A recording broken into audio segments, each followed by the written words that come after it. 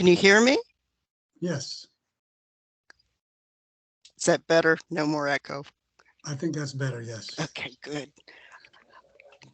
Okay, we want to welcome everybody to this uh, webinar on mutual prosperity, rethinking our economic models. And my name's Alan Jessen. I'm reaching you here from the heartland of the U.S. in Iowa. And so it's a pleasure to be with you all. Thank you for the presenters who will be speaking tonight, or today, I guess. It's a morning in Sydney. So wherever you are, this is a great time to get together. And it's a very important topic, mutual prosperity, rethinking our economic models. And it says finding the best way to achieve mutual prosperity is one of the great moral and economic challenges of our time. Current economic models have not always produced the best outcomes with respect to producing wealth and addressing poverty and environmental sustainability. And I couldn't agree more. I think about models, and the important thing is if a model is not working, then yes, let's rethink. Let's look at it. Let's see if we can find where there are issues and get the results that we want. Because certainly that's been history even for the last 70 years, even before all the digital revolution. So we're looking forward to our presentations, and our first speaker today will be Mrs. Dawn Brohan. She is a co-founder, executive committee member, and director of communications for the Center of Economic and Social Justice, established in 1984. She's written articles, co-authored books, and organized forums on economic democratization, the Just Third Way, and justice-based management. She co-founded, manages, and teaches CESJ's Justice University, and I'm a graduate, so I appreciate that. She is a wonderful teacher, along with the global internship and fellowship programs. She's co-authored 2 books with Michael Graney, Economic Personalism in 2020 and The Greater Reset 2022. Along with and co-authored with Norman Kurland and Michael Graney, Capital Homesteading for Every Citizen, 2005. Boy, Dawn, you've written a lot of books. Mike has, I just had in. So we're anxious to hear your presentation, and may I just read the intro here to what you're going to talk about? Yes, please. The Just Third Way is a new paradigm for sustainable growth and economic empowerment for every person. To root out systemic poverty, there must be systemic changes that can free people from the wage welfare trap of current systems. We need a universal value-based system of economic democracy as the material foundation for political democracy to thrive. Instead of redistribution schemes, it is preferable to build an economy that widely distributes capital ownership. Through banking, tax, and money reforms, it is possible to realize universal capital ownership and access to money and credit for every person. Dawn, we welcome you to the floor. Thank you. Thank you, everyone. It's an honor for me to be speaking before you and a global audience. Few people would argue today that human society at all levels is facing a perfect storm of crises, worsening poverty, certainly, gaping disparities in income, wealth, and power, growing racism, violence, and war, and the inescapable consequences of environmental destruction. We got a little taste of what spreads around the globe from wildfires in Canada. It's come down the east coast of the United States, pretty much shutting things down for a day. We can also add to that apocalyptic list the threat posed by our own technologies, which I believe one of our speakers is going to address. This includes robotics and artificial intelligence. These could eliminate almost all forms of human labor from economic production, and that's going to cause a problem in terms of how people will earn a living, how they will produce in not only local markets, but throughout the global marketplace. And we just saw another yearly display of congressional brinksmanship. around the US debt ceiling, and we don't seem to be able to escape this Hobson's choice of either a catastrophic loan default or taking on trillions of dollars more of government debt. So, what Alan has asked me to talk about today is something that an idea that has been percolating since the 1950s, has many sources, and you can find it in biblical times, and Aristotle hinted at it through the founding of this country, even the UN Declaration of Human Rights. And what we're looking for, I think people would agree that the current model is not helping us out of these really threats that could destroy humanity. I mean, it has come to that point. So if we are on the wrong track, if our present models are not solving problems, we need a new paradigm. And as Alan was saying, we need one that will bring about sustainable growth, mutual prosperity, and economic empowerment for every person. And this is a key point, is power. It's one thing to be given your living by the government or by charity or being tied to an employer. It's another thing to have your own base of power. And I'll be talking about what that is. We're going to need to have a new paradigm based on universal values such as truth, beauty, love, and justice that can unite all of us wherever we happen to be on the earth. We need these values that promote the dignity, freedom, power, and full development of every human person from birth to death. We're going to also need new assumptions for us to understand what is happening in the world around us, particularly with human affairs and the economy, politics, etc. But we're going to focus today on the economy.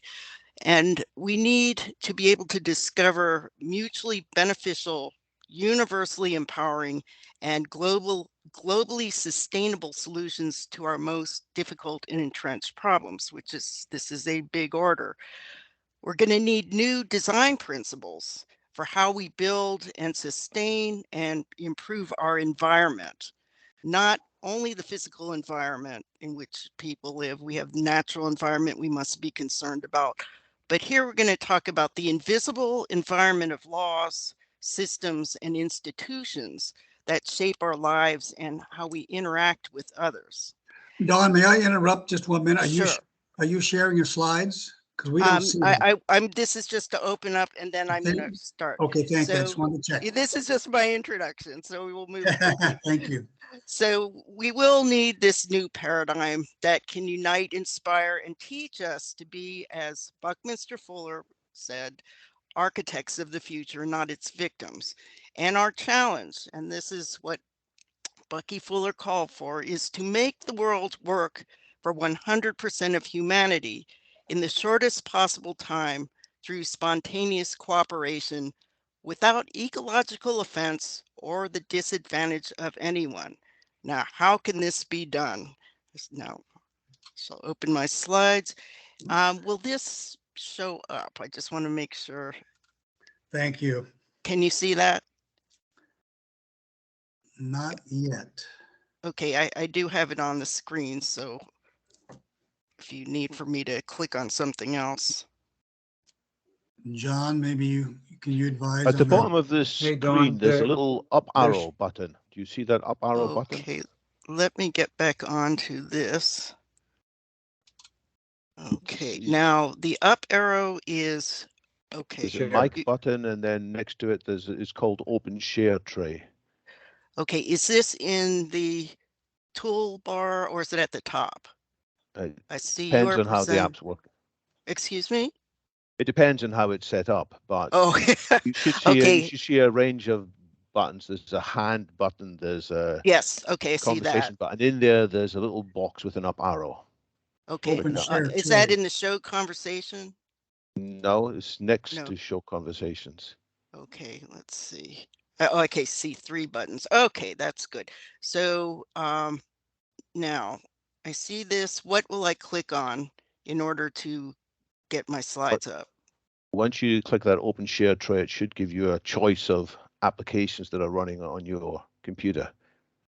Okay, let's see, open share trait, that's what I need. Okay, so desktop, and I just want, okay, hopefully this You will can show up. choose one of the windows, hey, and It's saying, okay, so now I would go to my screen and then turn it on. I hope this, that's one way to do it. Yeah, okay, if you can see this, let me know, because I can't tell. fantastic.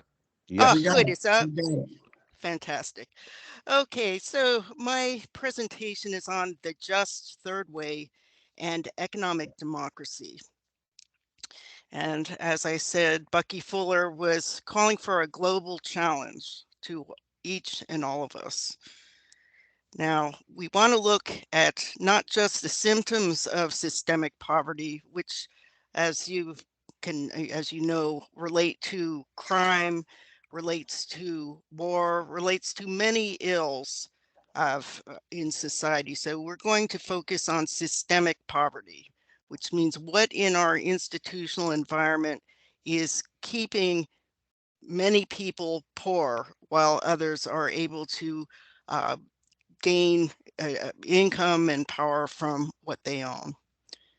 So today, if we look at what the distribution of corporate equity is, not only throughout the world, and we consider that the most efficient form of production today in terms of being able to harness labor and all forms of capital and distribute and market and produce are corporations. They're a very useful tool. But today, the ownership of corporations is highly concentrated, and this is actually 2012, and the concentration is even greater, and it's even more than just the top 10%. It's really the top 0.1% who owns the lion's share of corporate equity. And what we're looking at is how to move the economy in such a direction and to grow it in such a way that every human being can become an owner of the new what is producing goods and services, the new capital instruments. And so we'll look at how do you do that without taking away anything from present owners. Now, as Alan was mentioning, we're trying to escape from a system that has built-in conflict and built-in inefficiency. That's the wage welfare system. And that's true of every economy today, whether it's capitalist or socialist or mixed Keynesian economics. It is all based on certain assumptions, and that is most people are going to earn a living through either their wages, or if they can't find work or they're unable to work, either someone will take care of them or the welfare system will step in. And what this does, it concentrates power, because what is focused on is how do you increase wages or how do you create jobs? And that becomes a problem in itself in terms of business, which is going to look for the most efficient ways to produce and sell to customers. So as you raise your fixed wages, that becomes a problem for business. And with the advent of new technology, it's now becoming much cheaper to just use um, automation. So then the problem is, how are people in the future going to earn their income? And by be able to produce themselves, that is the basis of economic freedom. So what we're trying to do is to shift to an ownership system where you have uh, leadership. That idea changes from top down to bottom up, and ultimately looking at who is the corporation supposed to be serving. Well, each person starting with the leader should be teaching and empowering every level up until where you're serving the customer. So these are some of the um, things which differentiate this just third way from um, the existing systems. So to paraphrase on Adam Smith, too few own the wealth of nations, too many own nothing. And this is getting to the heart of the problem of systemic poverty. Another way of putting this is own or be owned. So that is a basic premise.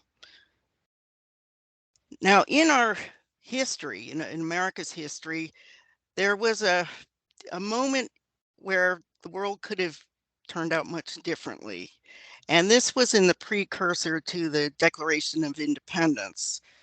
George Mason, who was the author of the Virginia Declaration of Rights, said, and you can see the similarities to what ended up in the Declaration of Independence, that all men are by nature equally free and independent and have certain inherent rights, of which, when they enter into a state of society, they cannot, by any compact, deprive or divest their posterity, namely the enjoyment of life and liberty with the means of acquiring and possessing property and pursuing and obtaining happiness and safety. And this is going to be key to the new paradigm, what we might also call economic democracy, is how you enable each person to have access, equal access to the means of acquiring and possessing productive property. And later we had, after the Second World War, Article 17 of the Universal Declaration of Rights. Everyone has a right to own property alone, as well as in association with others. And also, this was important, no one shall be arbitrarily deprived of his property. So that becomes a question of how do you extend access to property to the have-nots without taking away property rights from the haves. So what is economic democracy? And just very quickly, if we look in terms of political democracy, we see that access to the ballot, to the secret ballot, is what connects an individual to the political process. What connects the individual to the economic process and fully empowers them to participate is ownership and access to the means to become an owner, not just of consumer goods, but capital goods, productive goods. So in this new paradigm, there are three basic concepts which can be understood differently in our paradigm than in the existing paradigms. And they make all the difference in the world. One is person, the human person. The second is the idea of property and why that is important for economic justice and economic democracy. And then money, understanding those in fundamentally different ways, not new, because the history of these concepts actually is quite old, but we've moved away from them. So first we start, well, I should start actually with, when we talk about the human person, we're not just speaking of an individual human being. We are talking both about the individual nature of each of us, the uniqueness, but also that we're social creatures who depend on each other, and we interact and we produce and we exchange, and we also create tools, social tools called institutions, that the purpose is meant to be of an institution is to enable the human person to develop fully. We can't develop fully without other people, but it has to be in a context of justice. So then what is property? And this is a key concept to the new paradigm. And we're looking at it in terms of what the law, how it defines it. And it's not the land, for example, or your car, your house in terms of uh, power relationships. It's the rights and powers that the owner has with respect to the thing that the owner owns.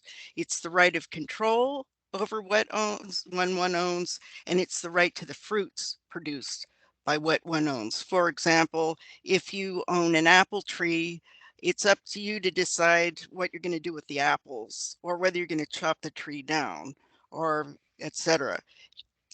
And also property is involves the right to the fruits, in this case, apples, that if someone takes away 50% of your apples, they've just deprived you of 50% of your property rights. Now, this is a very different notion than what we are operating today, which has led to many problems, including the maldistribution of wealth and ownership opportunities. It's also led to just insane activities on Wall Street, for example, the secondary market, stock market, and really a misunderstanding of what money is and how it should be created. And so in our definition that we use, this is Louis Kelso was the philosopher and lawyer who developed the underpinnings of the just third way, the economic logic and principles. And he also was known for inventing the employee stock ownership plan, which became a way that workers, without using their own money, could get a loan, purchase their company, and repay the loan with the future profits of their corporation. So he was not looking at money as a commodity that you buy and sell and that you get a profit on the difference, the margin. He was looking at it as a tool for production. And so he said money is a yardstick for measuring economic input, economic outtake, and the relative values of the real goods and services of the economic world. And in that, he's also looking at the larger system, the macroeconomic system, and how we keep production and consumption in balance, which it is not today. And he would say one of the chief reasons is that too few are able to produce enough that they can buy the goods that are produced. So you have the ultra wealthy who produce largely through their capital ownership, having so much income they can't even humanly consume. So what do? They reinvest what they can't consume in terms of their income. And so others are just barely getting by. And if you expect them to put aside a large portion of their income to invest in stock, well, that is not feasible for most people on the planet. It's possible, but it's very difficult. So Kelso was looking at how you can bring the economy back into balance. Sorry. So to get back to the idea of money, becomes the way, if we look at it as a symbol for goods and services that are produced, either the goods and services that exist today in terms of current inventories, or more important, the goods and services that will be produced in the future. And depending on the type of tools we use, the capital that's being created, that can also have an effect on our ability to produce and distribute and sell in the economy. So using business logic, he was a corporate finance lawyer. He knew that if you had a feasible project, if you needed a loan to buy capital to produce more, and you could show a lender that you had customers waiting with contracts, you have a well-run company, you have markets, etc., then that is called feasibility, and the lender will make a loan to you. The lender is also going to ask for collateral, and Kelso came up with a substitute for traditional collateral so that people with no money that would serve as collateral could use another form of dealing with risk, and that is capital credit insurance. So here, the reforms of the money system is to democratize access to insured capital credit and to repay through the growth income. You repay the capital loans with what he calls future savings, and that's just essentially future profits that are used to repay a loan, after which the flow of income must go in justice to the owner in the form of dividends. Also, Louis Kelso had written a book called The Capitalist Manifesto. It's a superb, a brilliant book written in 1958. We don't use the word capitalism in our system, but what he was referring to was the use of capital tools as opposed to a moral system based on acquisition of capital. So he had three principles of economic justice, and this is very much in the new paradigm. And it's an input principle, participative justice, distributive justice is the outtake principle. And then the third principle is something that developed from concepts that CESJ is one of our co-founders, who was a scholar in the field of the social teachings of Pius XI, who wrote on social justice and defined it very, very explicitly. But these principles are looking at not only how you participate or contribute to the economy through your labor, but also through your capital ownership. And then if you have distributive justice operating, then the income from your labor will flow to you, and the income from your capital will flow to you. And if these are not in sync, if generally the problem is with participative justice, that most people do not have the means to participate as owners. So in that case, social justice detects that there's something out of balance. And the idea of social justice, according to Father Ferry, was this, it was an act that requires the organizing of people around moral principles and a moral plan to change a defective institution or system in order to allow for equal participation. These are also in the policies, and I'll just mention the the package of legislation we call the Economic Democracy Act.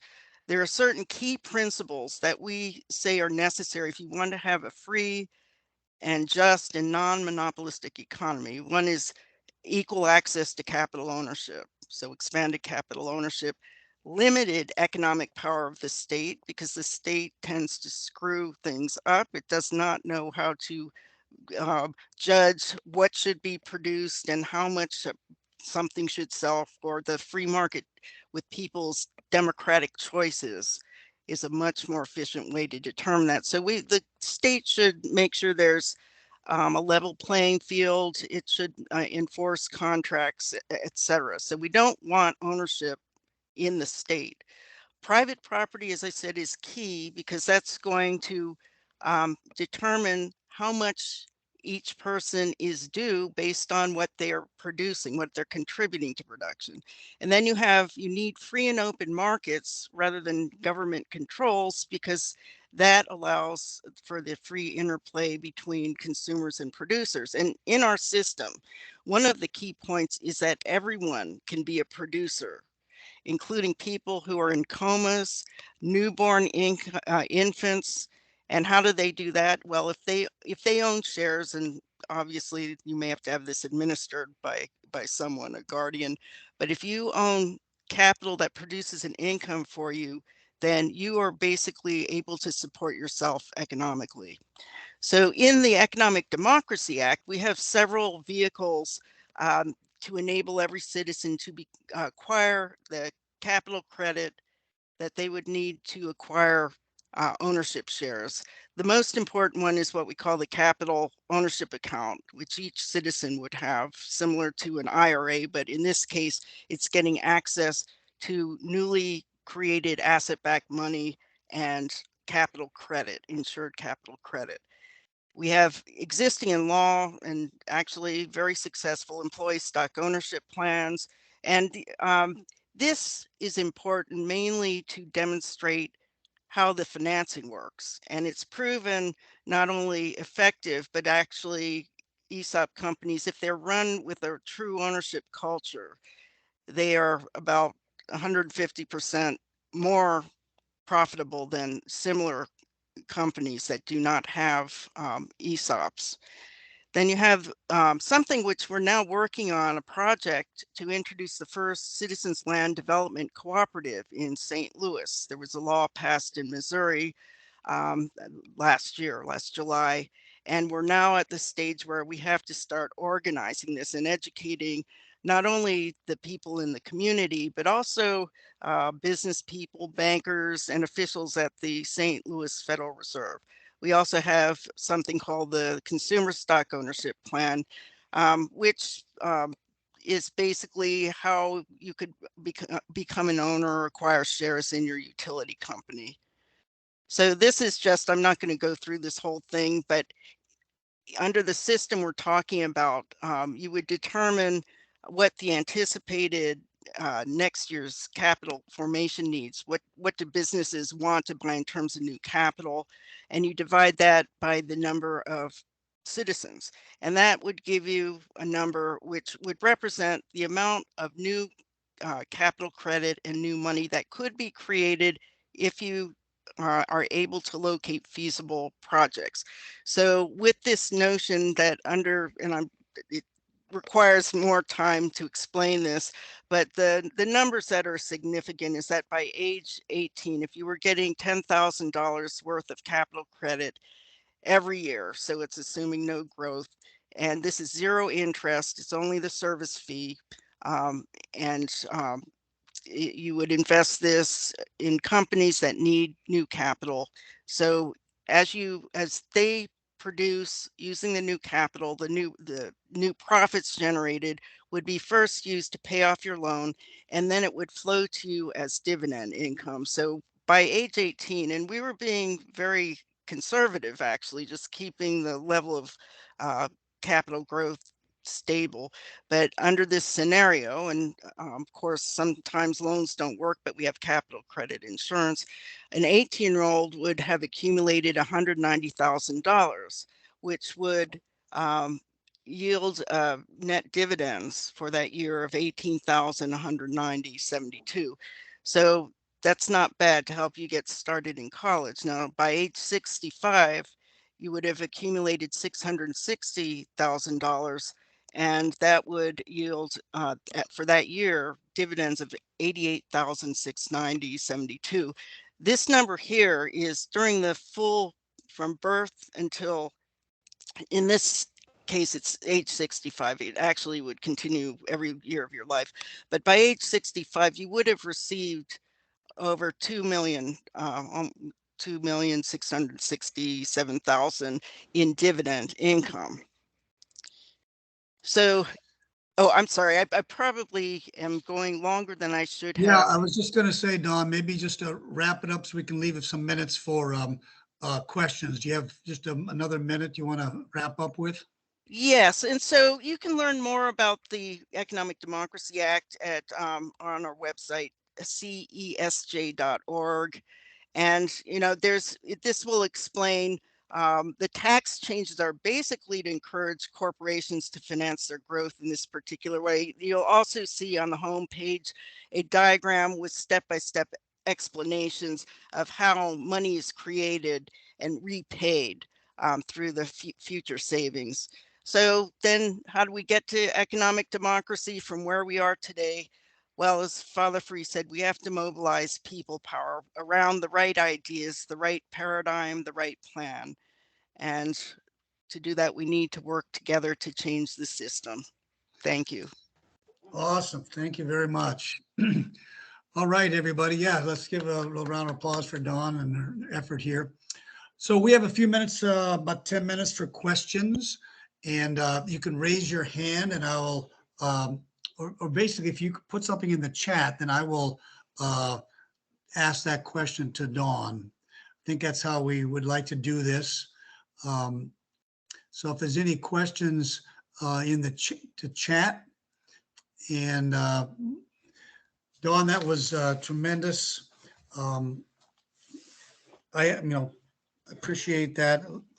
I I wrote down here that one interesting thing, it's a problem when you said it's a problem for business itself if you're just trying to, adjust the system and give more consumption value through raising wages and jobs. You're chasing after that, but it's always just a back and forth, it seems, within our political system.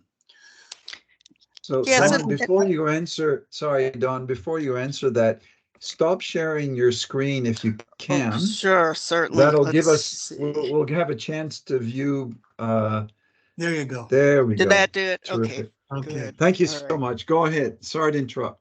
No, thank you No very much. problem. Appreciate it. I guess I see some of the questions here. Oh, I hope you Yeah. finally saw the slides.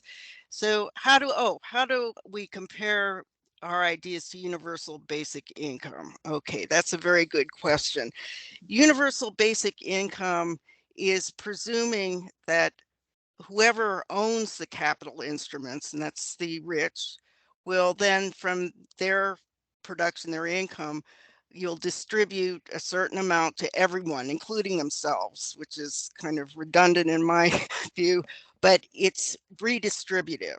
So it does not involve ownership by each person so that they could become productive through their capital ownership. It would involve the government, the state would have to intervene in this because I'm guessing that not every rich person is going to want to give up a huge amount of their money. It does not change the system. It doesn't change the money system. It might change the tax system, just making it more redistributive.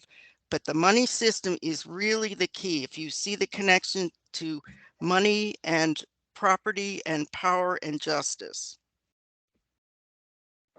Okay, great. Wonderful.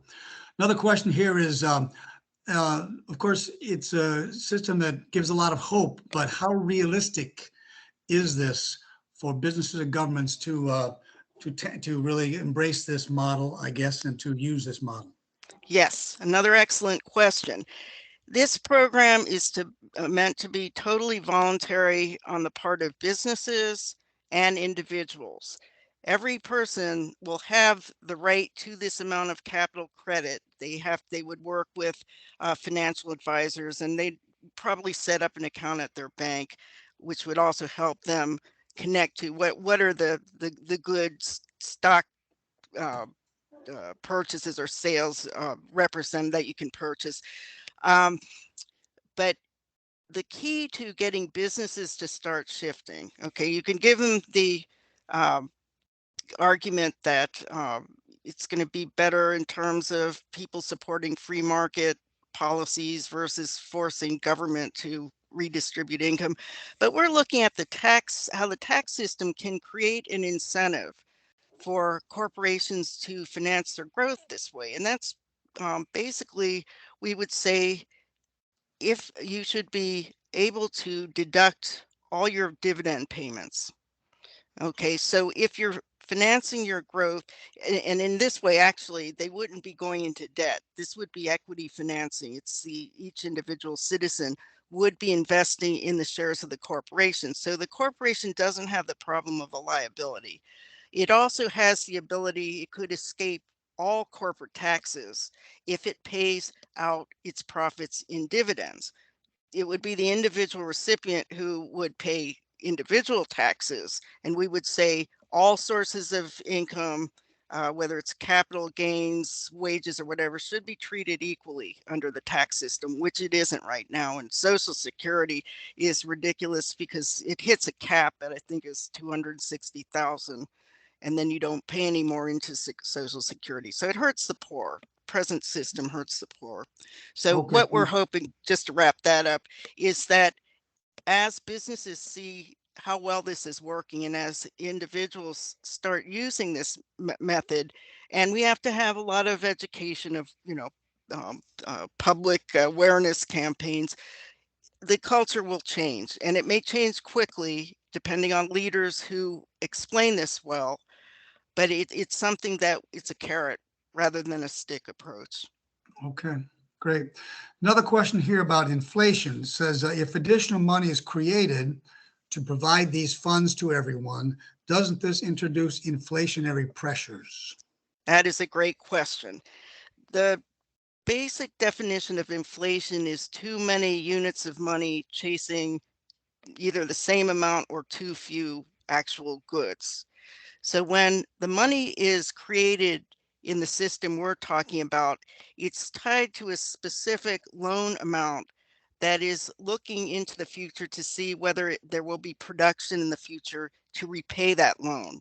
So most of the time, this works. Lenders are scrutinizing the loan. We would have investment banks could actually be part of, as intermediaries, assessing the feasibility or the soundness of the capital project and determining which shares qualify to be sold to to citizens.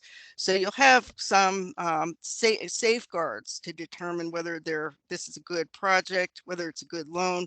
So once the money is used to as a loan to buy the shares, and once the loan is paid off under our system, the money is canceled. That unit of money is now taken off the books. So that is a very different approach than quantitative easing, which has no logic to it at all. It's just, how much do we need? Oh, that's how much we'll print. Okay, good. Another question here, or just one more, maybe two more. This was about the owners. Employees are motivated in an employee stock ownership company. How motivated would the owners be in a system like this? Is there less personal investment that they would Well, the disincentive? investment, and this is a very good question because it does go to, certain issues of power and justice.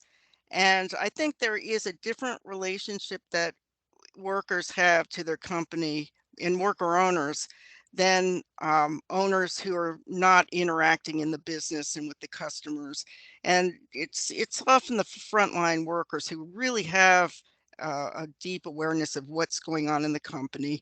So I think that this is where we have to start to think in different ways about work and also in terms of ownership. So the workers under our system, we call it binary economics because we say there's basically the human factor and the non-human factor. The workers should get whatever the market will bear for their services. And actually, once they own capital and have another source of income, they will be in a much more powerful position to determine, do I want to stay with this company or not? I would say that we should be looking to the value that artificial intelligence and robotics and automation could bring if we own the companies that use these, and if we have, measure voting control, and that's part of the rights of property. So it's going to, I think, in terms of work, we'll see a shift to, you know, less need for human workers. And that's perfectly fine if you own the things that are taking your job and you're able to use it to engage in work that you love, work without pay. And that would certainly help a lot of different fields, including teaching, law, politics.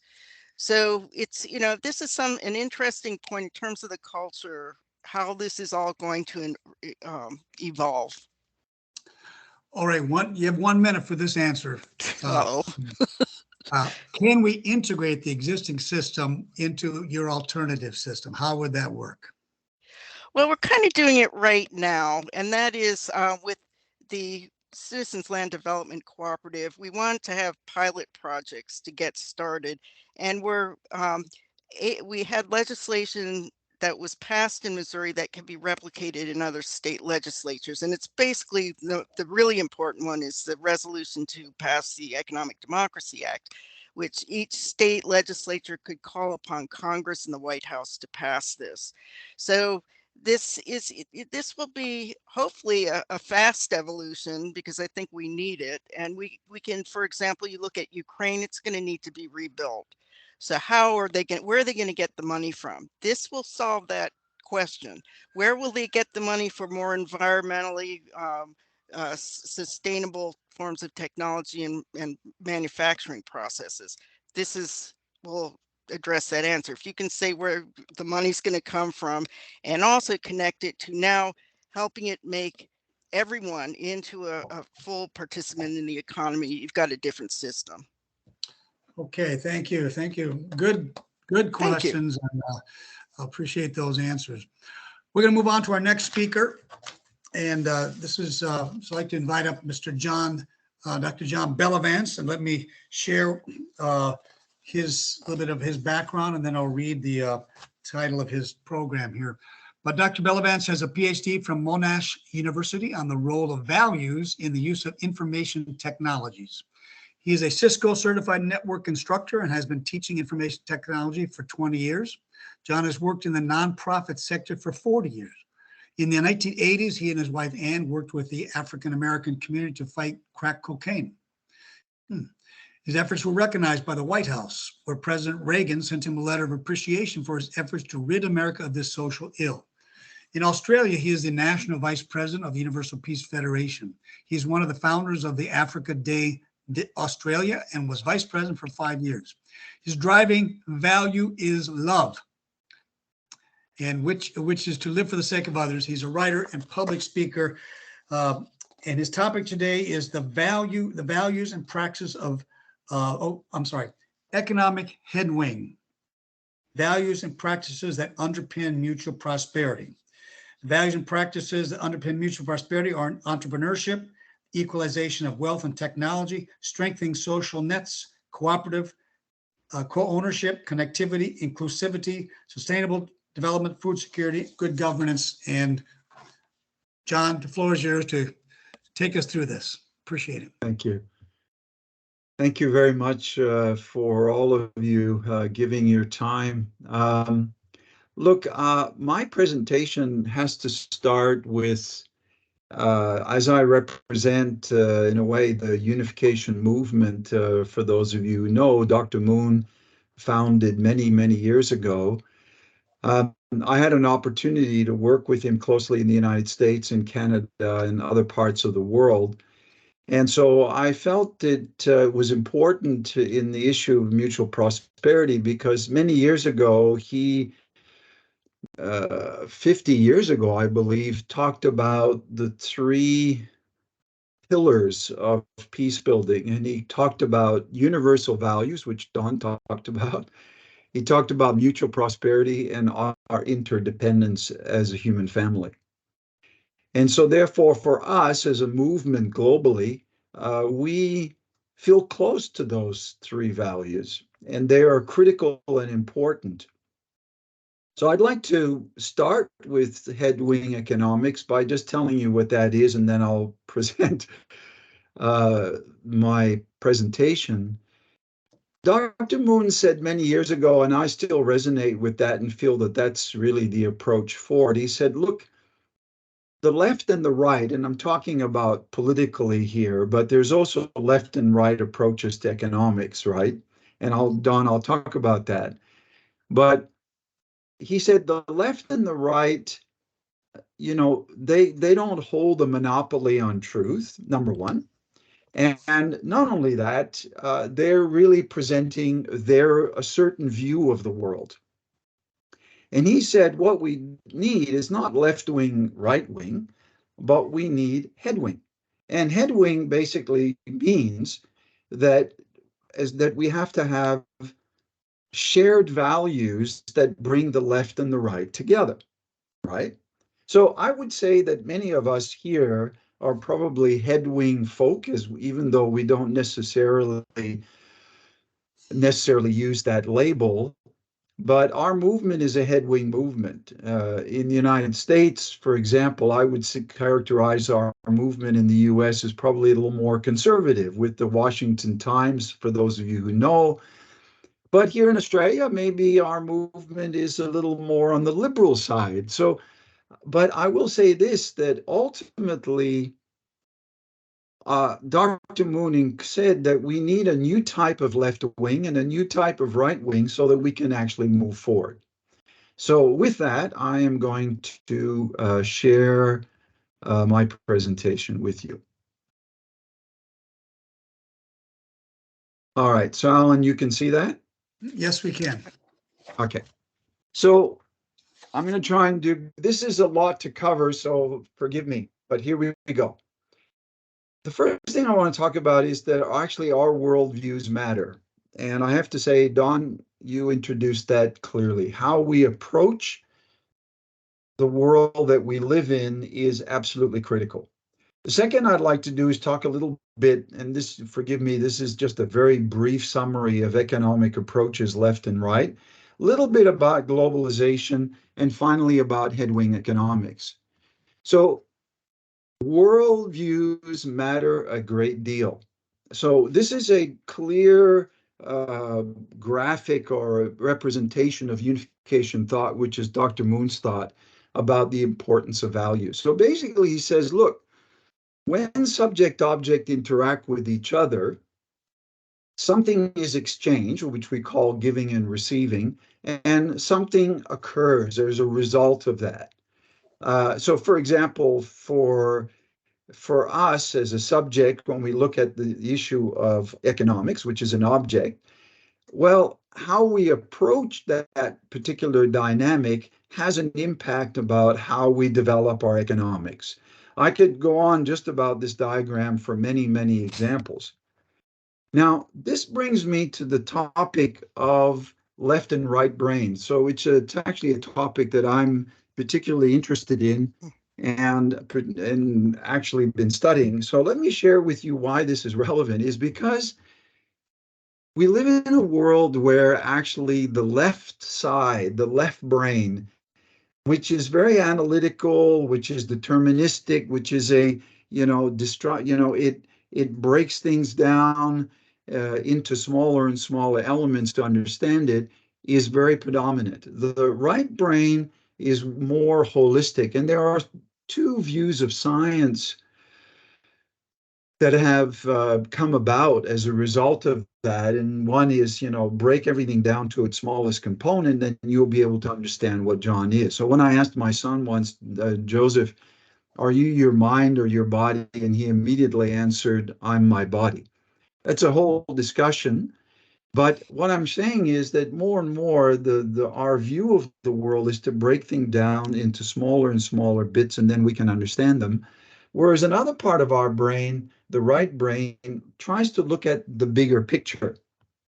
So I'll just give you a brief explanation, and that is that the left hemisphere will control speech, comprehensive, logic, writing.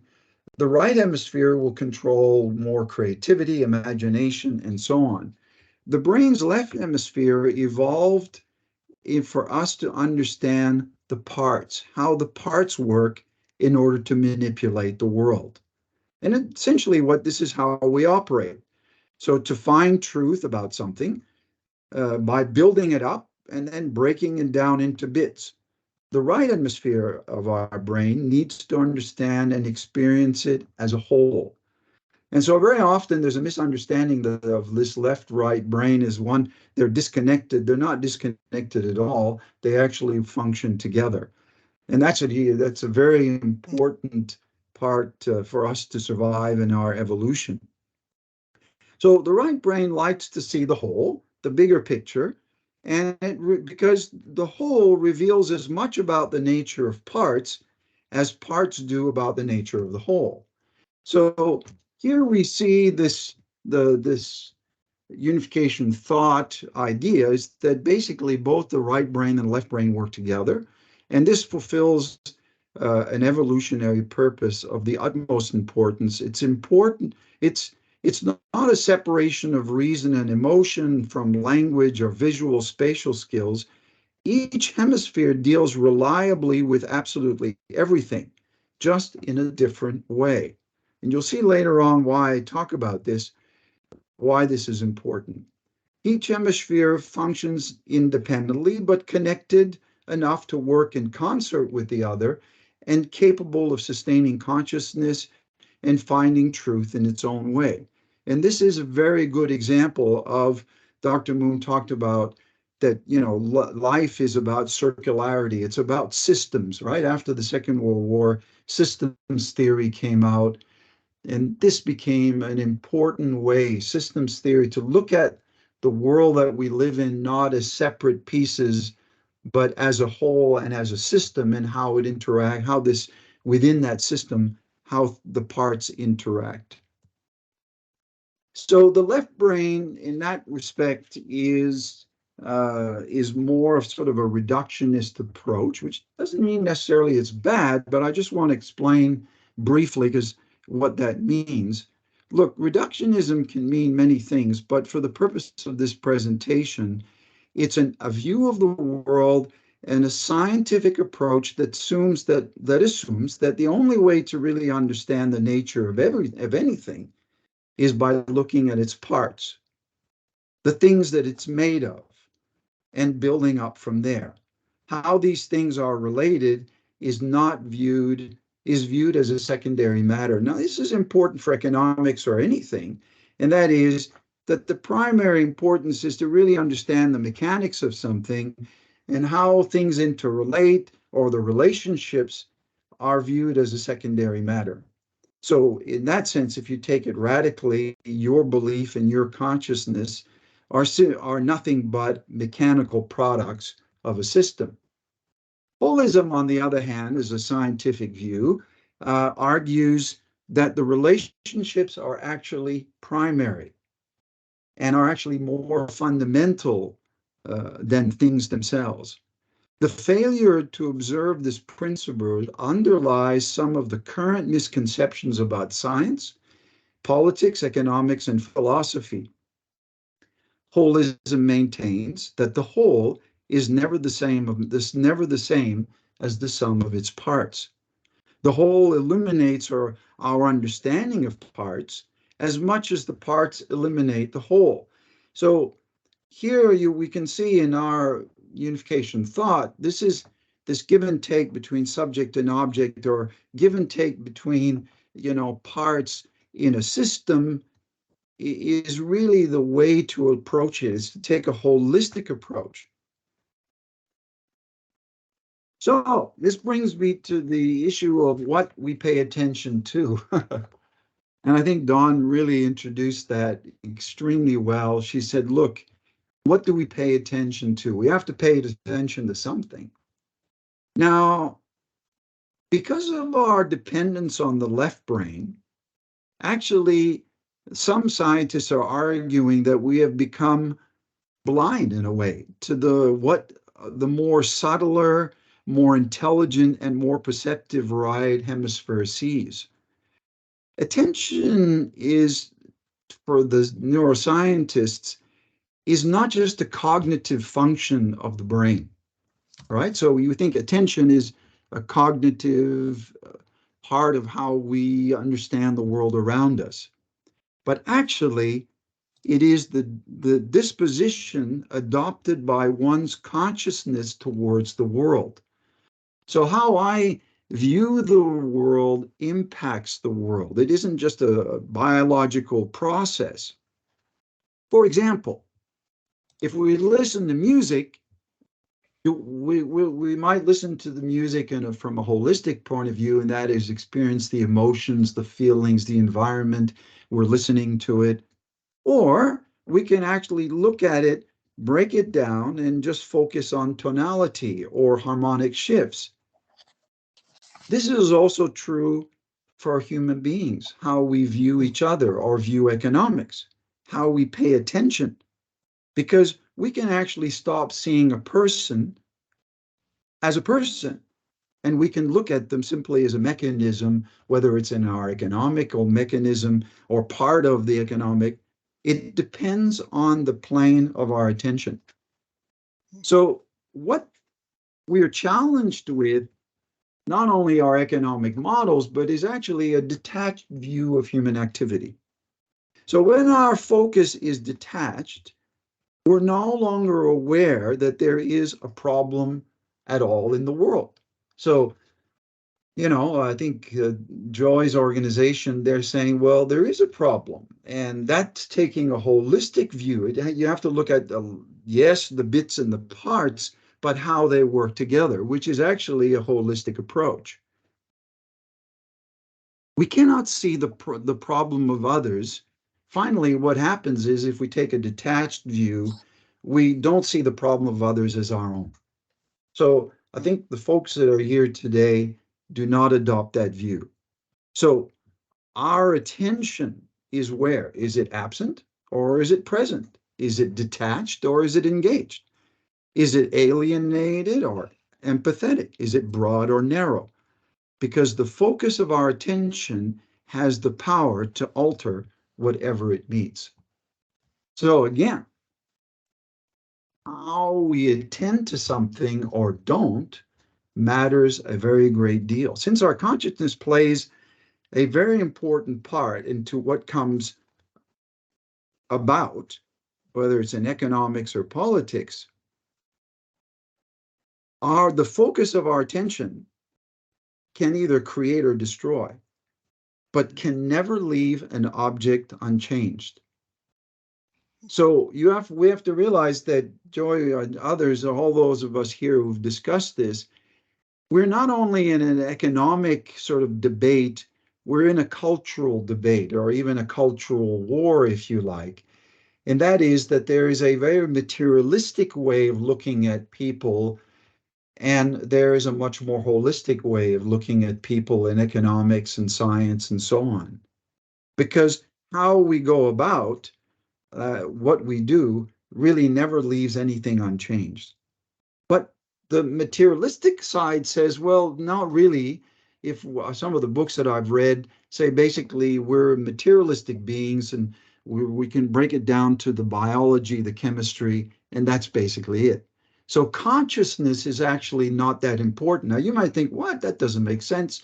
How is consciousness important and the focus of our attention is important? You might say, well, John, that doesn't make sense. But in our current culture, there is a lot of debate that is very materialistic and deterministic in its view. So, what our movement is saying, and many of you here are saying, is by paying a certain kind of attention to something based on the values, we can either humanize or dehumanize, we can either cherish or strip all value from things by a kind of alienation process, if you like. So, look, I'll just give you a quick, I'll go through quickly with this particular part because it's essentially a summary of freedom and opportunity, which is really important. So if we had a look at headwing economics, and this is my very early attempt at this, so forgive me for that. But basically, the right says, look, we should have freedom, opportunity, ownership. The left focus more on fairness and equity. So market-based capitalism basically says, well, we can achieve the common good through self-regulating free markets as a mechanism for allocating goods and services, through regulatory reform, open competition, and economic growth. Self-interest of the individual coupled with freedom of opportunity results in unleashing amazing individual effort, entrepreneurship, innovation, and wealth. Those who innovate, work hard, invest in themselves through education and saving, receive more rewards than those who make a different choice. So, private property rights, free markets, trade liberalization have created, the argument has created great wealth and has forged closer geopolitical relations through trade agreements and greater political ties. So anything that really interferes with the free market, such as government regulation or public values, or create economic inefficiency. So regulation, in fact, strangles initiative, competitiveness, and growth. The left have issues, of course, with market-based capitalism. The principles and applications of free market capitalism have their shortcomings, so they argue. Current economic models have not always produced the best outcomes for people and the environment. So the Robert Schiller said, well, look, standard economic theory is typically over enthusiastic about unregulated free markets, and it usually ignores the fact that given normal human weaknesses, an unregulated competitive economy will inevitably spawn an immense amount of manipulation and deception. The argument is the rich are getting richer while the poor are getting poorer. Half the global assets of the world are controlled by the richest 1%. The argument is that those who do not rise, the issue with market-based capitalism is that those who do not rise have no one to blame but themselves. So the right will say, however, the argument is that if we look at the rich, the children of the rich dominate entry into the best universities and richest careers, particularly in the United States. I had to look at that research. So the rich can essentially have more easy control over environmental assets as land, water, capital, and forests. So the rich exert a great deal of influence, as we now know, on our political system. My sister I'm from Canada originally. I live in Australia now, but she's a business lawyer, and she said, look, the fact is we're facing struggles with governments changing their policies because the rich companies have a great deal of influence. So governments may feel not, we don't want to redistribute the wealth because of fear that the rich will withhold investment or shift assets away from their countries. So the growth principle maximizing shareholder value driven by narrow self-interest needs to be re-examined. So our founder said this: free market principles often overemphasize economic values above social justice and environmental concern. Democratic capitalism at times degrades human existence to materialism and thus demeaning the value of human beings. So we are facing a challenge, and that is the view is materialism. Whether that takes its roots are found in the right, or the materialism in economic development, or in fact the materialism that we see in our from the left as well, that tends to actually demean the value of human beings. So we're fighting materialism on a headwing level, if you like, from both the left and the right. Since globalization, since the end of the Cold War, we have gone from a system built around walls to built around networks. So the globalized world is great, but it's also currently a source of both progress and vulnerabilities. Dr. Moon talked about this, and he said this, and this is where holism comes into being. Our approach as Headwing is to look at the whole and the relationships that exist in the whole. This is a powerful concept. As opposed to just looking at the bits, let's have a look at the whole, which Don spoke about beautifully. He said, if developed nations cannot have a noble thought greater than the pursuit of profit, they will end up declining no matter how hard they try to prosper. So we are in a situation where we're trying to prosper, but at the expense of others. That will not work. It's not sustainable at the expense of others in our environment. So how can we be at peace, he asked, when our neighbor is dying because of hunger, disease, and ignorance? So globalization, countries are interdependent, one of the values, yet even though they try to strangle the competitors through economic coercion. There are issues like that. I won't go through them, exploitation and espionage.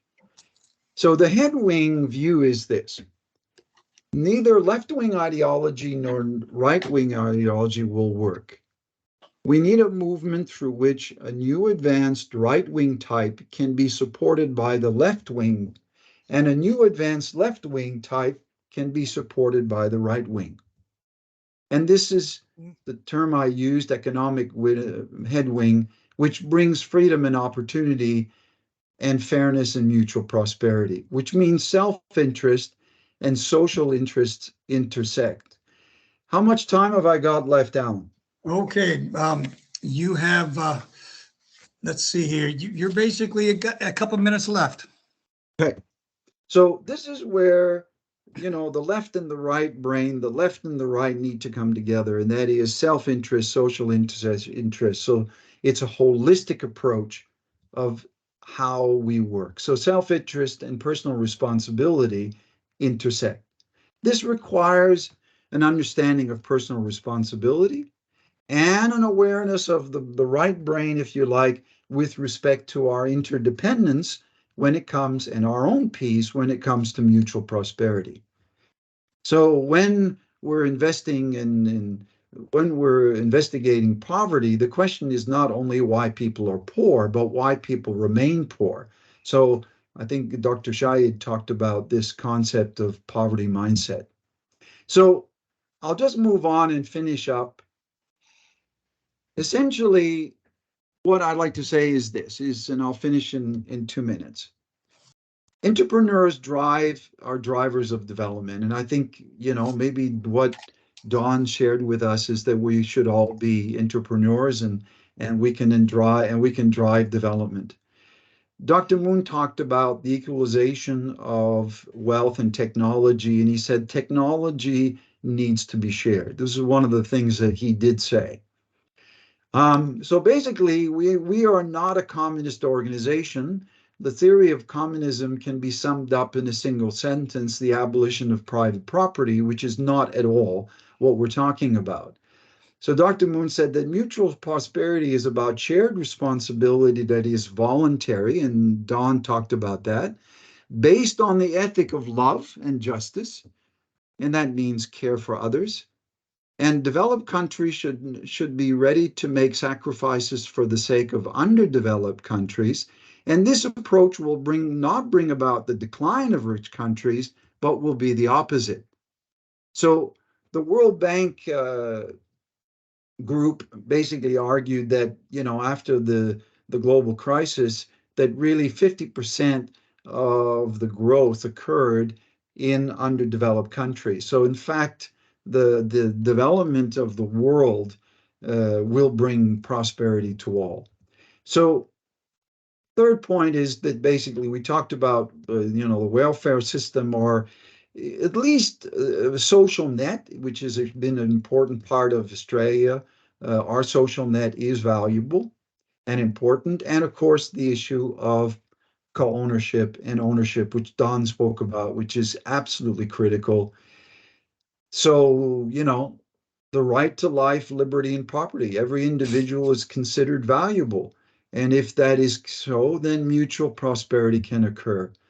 This protects, and I'll finish with this principle protects individual ownership, but citizens must not be too greedy at the expense of others. When applied to economic activities, the overall welfare of society is paramount. So holism, looking at the holistic view, rather than the mere pursuit of individual gain. When doing business, we have to think both of ourselves and others, that we all need to prosper. Oh, Thank you very much for listening. that was beautiful, excellent. We appreciate that. Those points there, the give and take between the left and the right. Boy, that's a dynamic concept. All right, I'm going to open it up to some questions. We have about 10 minutes or so for questions from the audience. And again, you can use the chat function. So I'll give a couple minutes to that. If you want to type in any question you have.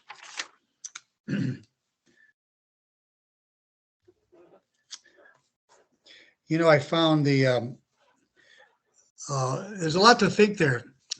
You mentioned materialism can be actually a defect on both sides. I think that was an important point to bring up. I don't know how to put that in a question, but I do have a question here from David Wood. He says, John, what is fair? That sounds like a straightforward concept, but people have strongly different views on it. Wow. Tough question, David. Hard question. What is fair? I guess I have to come back to my philosophical root, and that is that if you ask me in my family what determines I've got four sons, for example, and how I treat them, I have to bring it back to what matters to me, and that is, how do I treat them fairly? And it has to be because of the love that I have for them. So it's a practical thing. It certainly has a practical application. But again, how I attend to fairness really depends on the attitude that I have. And I think I'm reading a lot about this whole issue of how we attend to things. So it's a big discussion, David, but for me, the central value is love. So if I love others, it will begin to change my attitude towards them. I remember a quote from Dr. Martin Luther King, who said that if your relationship to your brother changes, your economic relationship will change as well. That's the best I can answer at this point. Okay, thank you. You know, we did get a little late start, so I want to make sure I leave enough time for David Wood. Let's just take one more question, if that's okay, John. Sure. And this is from George. He says, the wealth is the main incentive to innovate, create, and develop under capitalism. Probably the difference suggested in this new system is trying to motivate people to add value centered on higher values. This requires elevation of moral value in people, and without that, it might have a negative result, like misuse of wealth for one's selfish purposes. How do we apply it correctly? The incentive to innovate, create, and develop, how do we apply that correctly?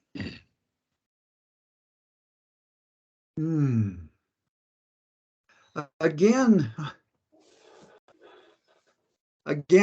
you know, when I look at, for example, to answer that, when I looked at Don's presentation, I realized that their model was very, very detailed of how the bits worked, right? So there was when you apply economic development correctly, I felt that her model was very good. But it also started with the whole picture. What's the big picture? And then it went down to the details. So the thing that happens in economics now, it happens in business. I'm an educator. It happens in education. It happens everywhere. Is people tend to they look at the bits. This is how we're going to function, how we're going to make this efficiency and effectiveness. And while I teach information technology, and efficiency and effectiveness are concepts that I have to teach, because when you develop software or you develop anything, you're really looking at efficiency and effectiveness. So you're really looking at the bits. But a holistic approach, the big approach, is actually the right brain needs to kick in. May I just share that for us as a global organization, that is the prime, it's the relationships that we want to look at as the primary thing, the holistic approach. And then we can work down to the bits and we can make things work well. I'm not an economist. I think Don explained, you know, that very well in this conference today. Thank you. I would say if people have the right heart, then that takes care of a lot of the problems we have to solve. So there we go. Start from the inside out, right? Then you could build an economic system if you had the right heart to start with. So we're going to move on to our third speaker. This is Mr. David Wood, and let me just introduce him properly. It says, after a roller coaster career as a pioneer of the smartphone industry, including co-founding Symbian in 1998, Mr. Wood is now a full-time futurist, speaker, analyst, commentator, and writer. He has an MA in mathematics from Cambridge University and an honorary doctorate in science from the University of Westminster. His background is in designing, architecting, implementing, supporting, and avidly using smart mobile devices. He's had 10 years of business experience, and he is, alongside his consulting activities, he is chair of the London Futurists, a nonprofit meetup organization with over 9,000 members. Wow. His focus is on potential radical transformation in society and humanity, transformations enabled by accelerating technological disruption and mediated by social and political reaction. He is the lead author of 11 books, and his most recent book is The Singularity Principles. And David, I'm going to let you just jump in here rather than read too much about what you have, but let me just pull out a couple things. He says, the key to our new era is to take wise advantage of the remarkable capabilities of the 21st century science and technology. And he says, that's not just a vision for today's society, writ large, a mere abundance of today's goods, services, activities, relationships, and rewards. It's a vision of a superabundance with new qualities rather than just a few new quantities. So with that, we are anxious to hear your words, David. Thank you. Many thanks. So we're here talking about mutual prosperity. I think we can do better than the kind of prosperity that most people have today. I think we can look forwards relatively soon, if we get things right, to an abundant prosperity. sustainably abundant prosperity. As you heard, my name is David Wood. You can find me on Twitter, amongst other places, at DW2. If some of the things I say are so shocking that you want to follow up with me afterwards. I brought along 4 little friends with me today. I'll jokingly call them N, B, I, and C. They refer to 4 technological revolutions in the present time. They might look cute, but on the other hand, they might be terrible. And whether they are cute or whether they are terrible will depend on us. That is my summary in one line of what I'm going to say in the next 29 minutes, that technology has the power to transform our lives very wonderfully, but whether it does or not depends on us as humans, what actions we take, and particularly whether we can tap into the collective wisdom of the 8 billion people on this planet. As you heard, I spent 25 years in the early days of the mobile computing and smartphone business. This is working with companies that some of you may remember, such as Nokia or Ericsson and Motorola and Samsung. I mention this because my experience in that industry informs my view as to what new technology is also going to do. Radical change. But how does that change happen? And I'm going to quickly pick out 4 lessons from that past. The first lesson is that change often takes exists through disruption, and disruption isn't just the same as doing today's things better, faster, or cheaper. It's a new way of doing things. But these new disruptions, such as smartphones, for example, or artificial intelligence, they often are a long time coming, and they are disappointing at first before they break through in a fast and furious phase and people say, why did nobody tell us this was coming? So that was the history of smartphones. But these disruptions don't just come from new technology.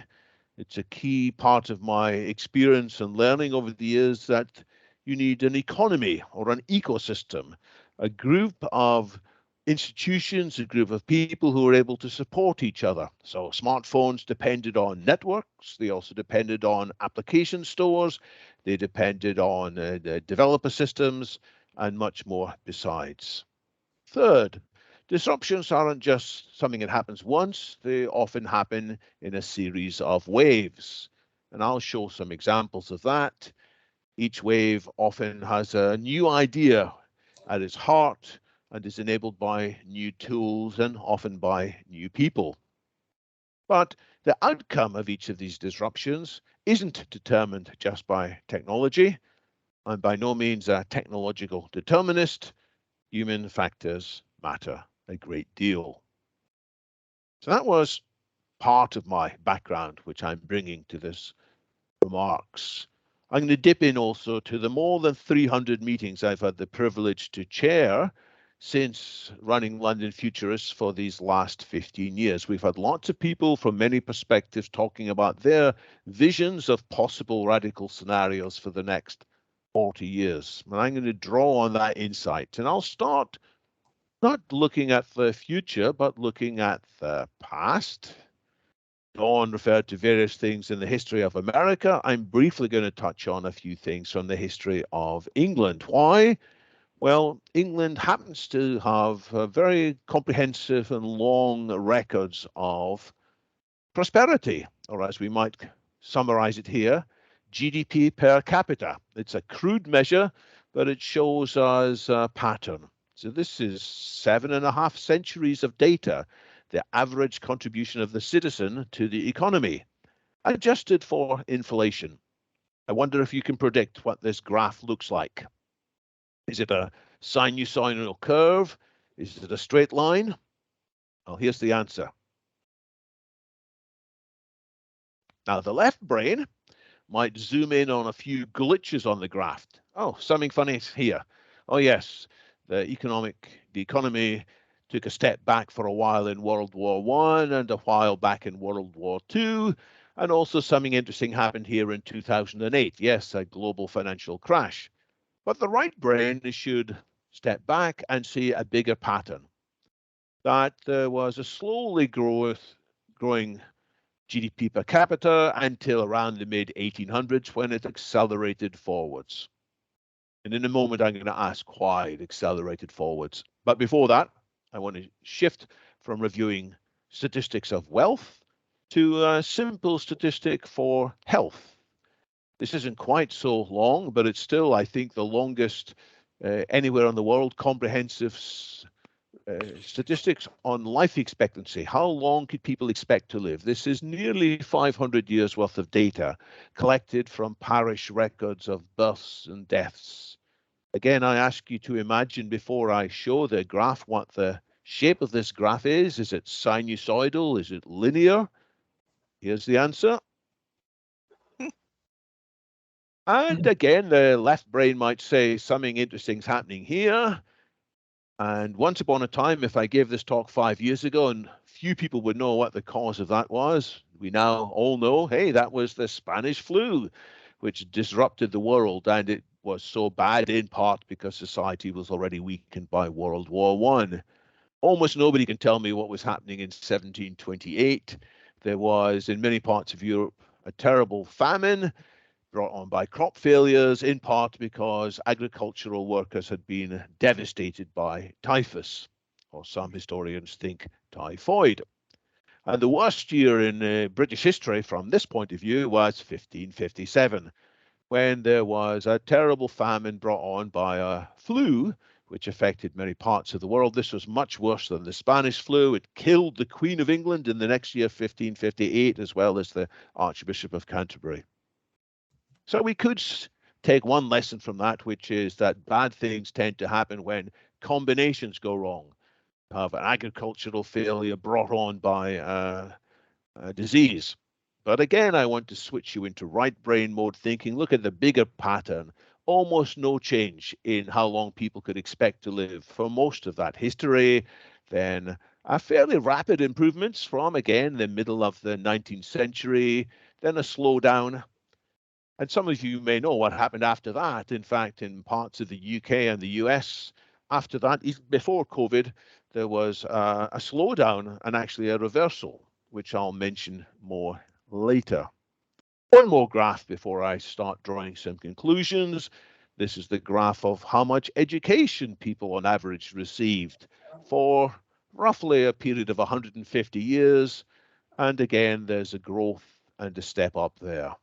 Now, I'm going to use the words of MIT economist Andrew McAfee, who summarized a lot of this kind of analysis of economic statistics by saying, for thousands of years, until the middle of the 18th century, there were only glacial rates of population growth, economic expansion, and social development. Then an industrial revolution happened, centered around James Watt's improvements to the steam engine. And from there, by many statistics, not all, but by many statistics, humanity's trajectory bent sharply, and he said, permanently so far upwards. To be bolder, he says, nothing changes the world like technology. That's the lesson from history.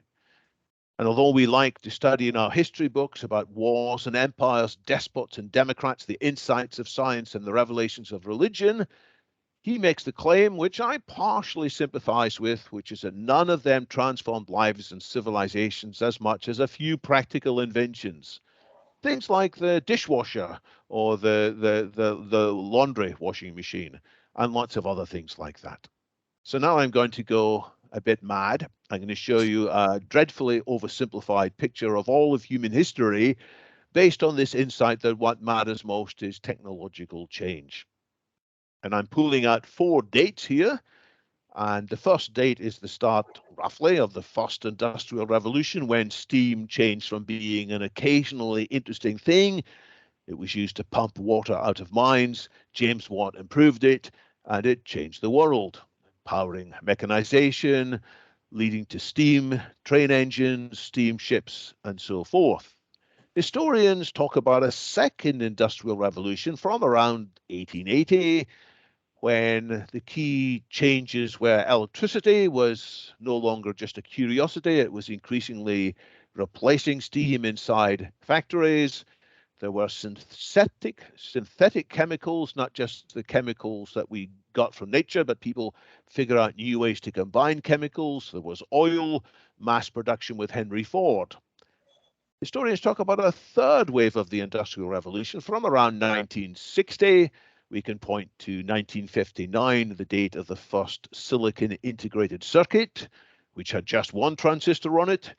We can look at the invention of high-level programming languages such as Fortran and COBOL and so forth in the late 1950s.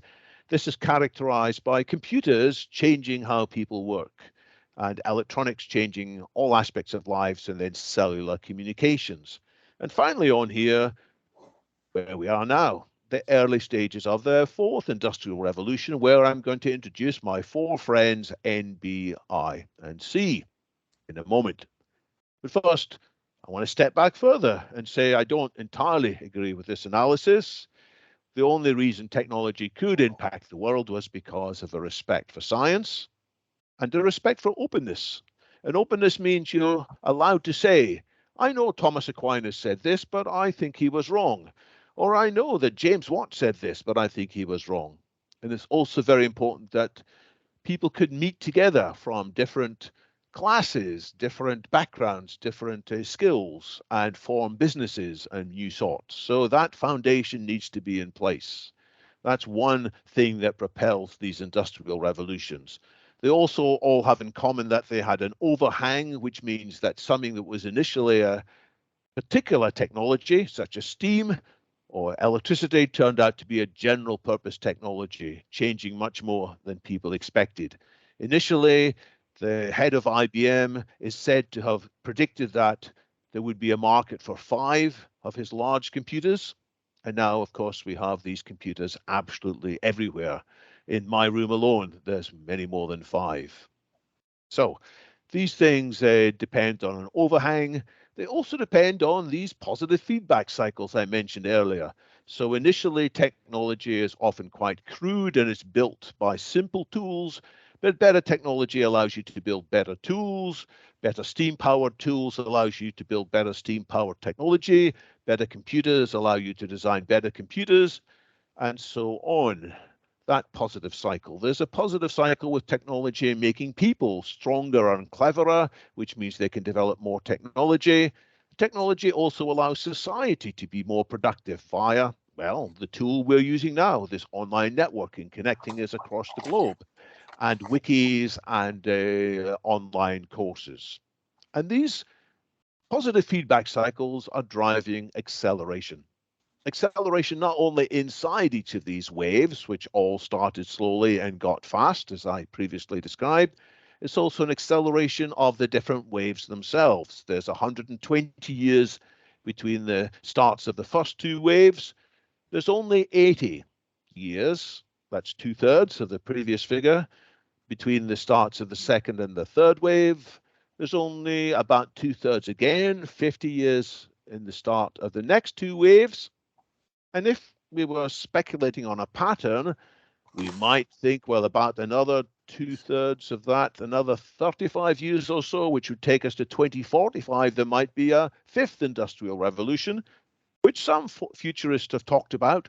They give it the name the technological singularity. It's when AI, computers, are more intelligent in all aspects than humans. That's the AGI, leading to super intelligence. But I'm not going to talk about that here, much though that's interesting.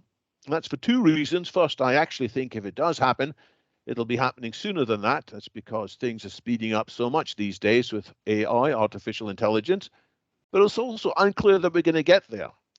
And here I have to change tack. So far, I've just been talking about the opportunities from industrial revolutions, the improvements to health, and the economics generally, housing, goods, and well-being. But you're all probably in the back of your mind saying, hang on, each of these revolutions also brought risks. They also brought elements of damage, damage to the environment, damage to some aspects of social structure, new types of crime were possible. The great train robbery was enabled when there were trains, computers enable computer crimes, and so forth, and new types of warfare. And more generally, as we have a faster pace of technological change, more people feeling confused, alienated, and left behind, it's leading to an increased social chaos. And if you look at the bottom of this picture again, today's social chaos is almost on the point of leading us to no longer respect the scientific method, no longer use scientific methods to decide whether a cure for a disease is good or bad. Instead, sometimes we look at which politicians are supporting it. Oh, my favorite politician likes this, therefore it's bound to be a good cure, or vice versa. And we are at risk of losing our openness. We have more and more strongmen politicians around the world saying they are going to dispense with democracy. They're going to make themselves the rulers for life. So there is a risk here. Now let me dig into this a bit more, and it's time to introduce more closely NBIC. You may be wondering what on earth these stand for. They are all types of technology. Let's start with the I. That's the one you might most easily guess. That's information technology. I'm not talking about computing as such, when software was written by humans to do various tasks. I'm talking about big data being analyzed by machine learning. And the machine learning means that it's actually the software itself that is writing more software. AIs are reaching conclusions more profound than humans had previously reached. It's coming up with better strategies to play games of skill. It's coming up with new artworks and so forth. That's manipulation of bits. N is nanotech, which refers to manipulating matter in the nanoscale.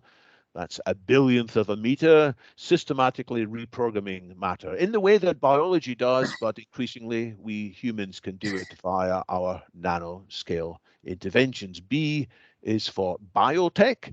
It's reprogramming not our devices, but reprogramming aspects of our biology via CRISPR, via immunotherapy treatments for cancer, via lots of other things. And C stands for cognotech, reprogramming or enabling better brains or better cognition or better neurons in various ways.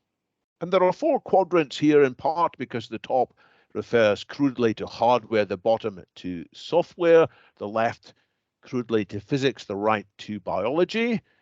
But the really important thing is the connections between these four quadrants. It's the convergence and feedback cycles that is driving the remarkable pace of change. A couple of examples. Nanotech enables better sensors.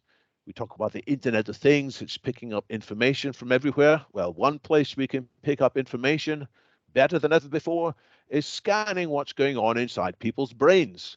No longer do we have to cut people's heads open to find out what might be happening in their brains. We have lots of sensory equipment. So we can understand more what's happening in people's brains when they're being intuitive or meditating or being creative. And we can say, aha, in that case, I'm going to copy some of these same ideas into artificial intelligence. And once we've got artificial intelligence, we can improve the development of drugs. We can speed that up and have better healthcare. One more example. Nanotech is also creating better silicon chips. I referred to the first in 1959. That's the long story of better and better CPUs, central processing units.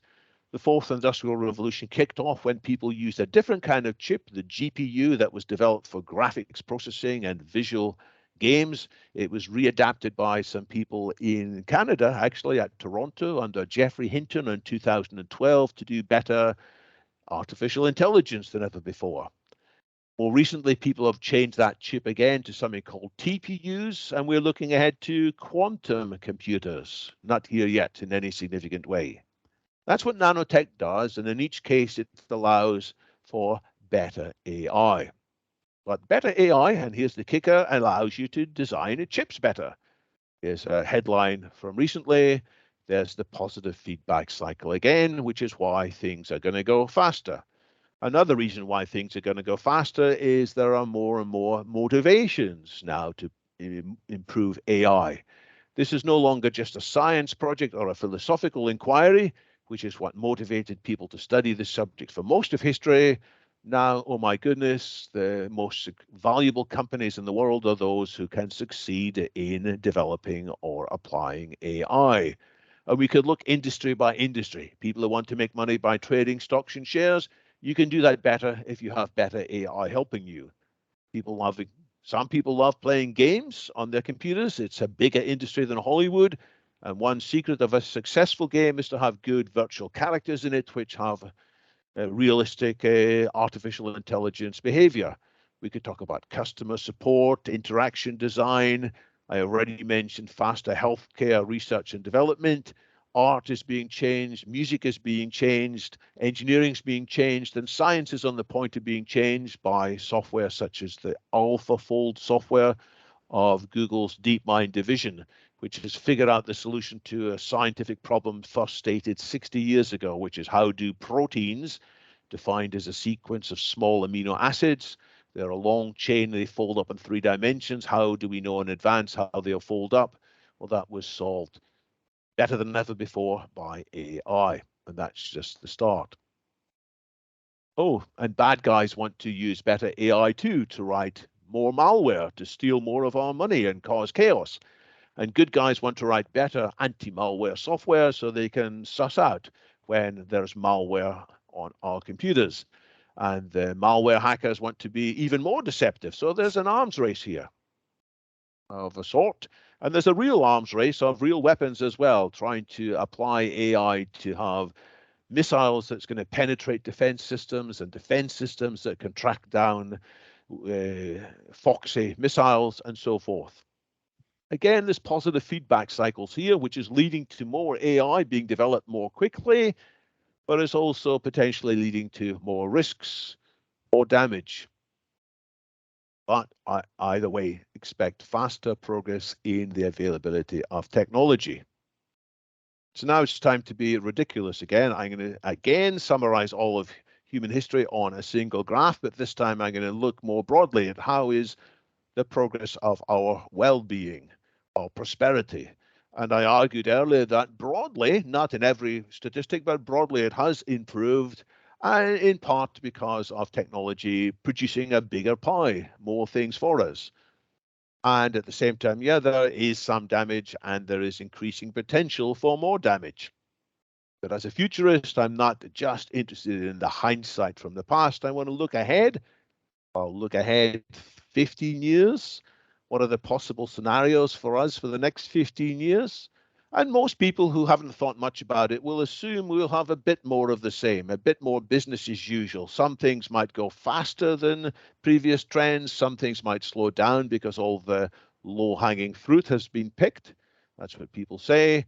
I'm here to say I don't think any of these business as usual scenarios are that likely. It's only about 10% chance we will be living in 2038 in a continuation of the kind of society we've got today.